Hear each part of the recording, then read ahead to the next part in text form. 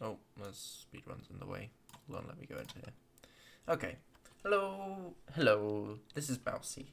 Hello. And this is gonna be a tutorial video on zero cycles. I have a really big gripe with zero cycles in that, in my opinion, there are no good tutorials out there, and definitely anything that is out there is not clear or concise or particularly useful in any way.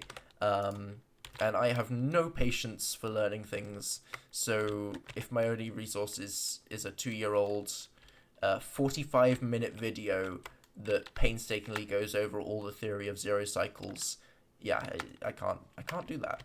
But anyways, I'm going to give you a clear and concise overview of how zeros work, and then I'm going to teach you the setups for doing a front diagonal zero cycle on 7 out of 10 towers. There's 10 towers, right? 1, 2, 3, 4. Yeah, 7 out of 10 towers. And then I will come back later, hopefully, and I will show you Backdragon. I will show you taller towers. I'll show you the 1/8, these straight node dragons. I'm not doing all that now because realistically, I'm not properly qualified to go over all that and how it works, because I'm still learning myself. I'm still figuring things out. I can do a back dragon zero cycle. My setup is scuffed and it's difficult, but easiest, definitely this is where you want to be starting, on these front diagonal dragons. It's a difficult one to say. So that's what I'm going to be teaching you, and this video is aimed at people who are new to the zero cycle, not new to speedrunning. If you haven't speedrun before, go learn other stuff first. This is advanced speedrunning, really, intermediate to advanced, I suppose you could say, if you're feeling harsh. Anyways, let's get into it. Here's how the zero works in a clearish and concise-ish way. When the dragon first spawns in, it spawns right above the bedrock fountain here, high in the sky. It then goes either that way, which we call a front dragon, towards where you spawn in on the obsidian platform, or that way, which we call a back dragon, because it's at the back of the island. 7 out of 8 times, the dragon will fly diagonally. If it's a front dragon, it'll fly diagonally towards this tower on the right. If it's a back dragon, it'll fly diagonally to this tower on the left. If you're using this practice map, which you should be, I don't know of any other zero practice maps, and you're practicing your back dragons, you'll sometimes see the dragon go this way. That is because the map is scuffed. It's really scuffed. Maybe I have an outdated version of the map and I didn't realize, but I think it's just a scuffed map. I mean, it's a brilliant map, but the nature of making stuff like this, practice maps in general usually do have little quirks to them. But it will always go, if it's a diagonal dragon, to one of these 2 towers.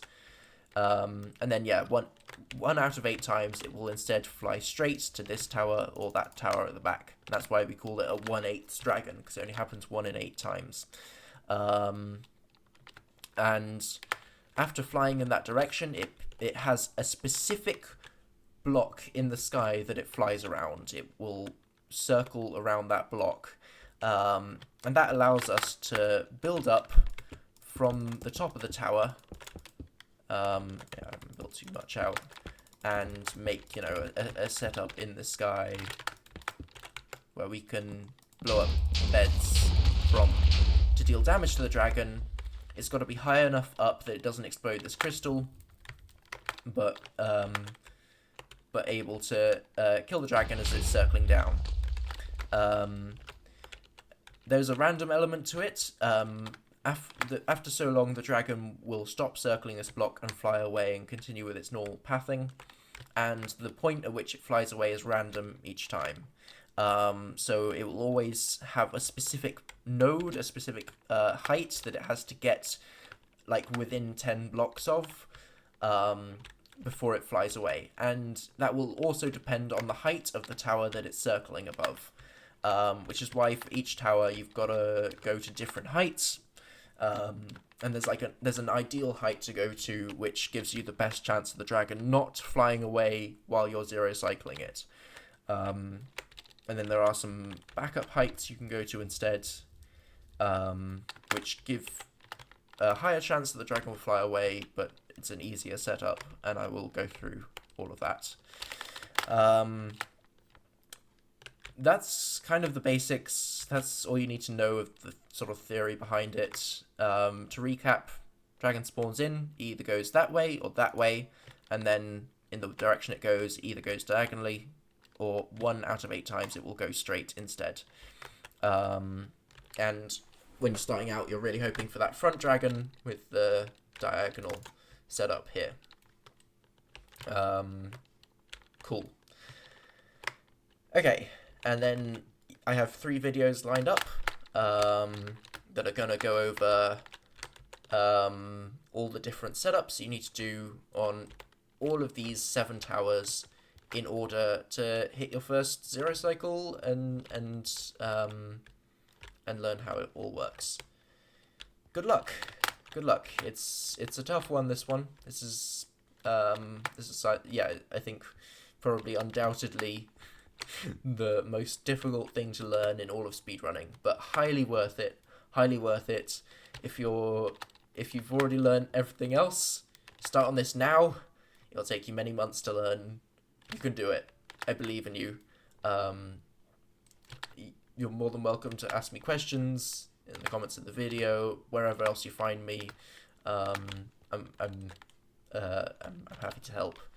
And yeah, good luck out there. You got this.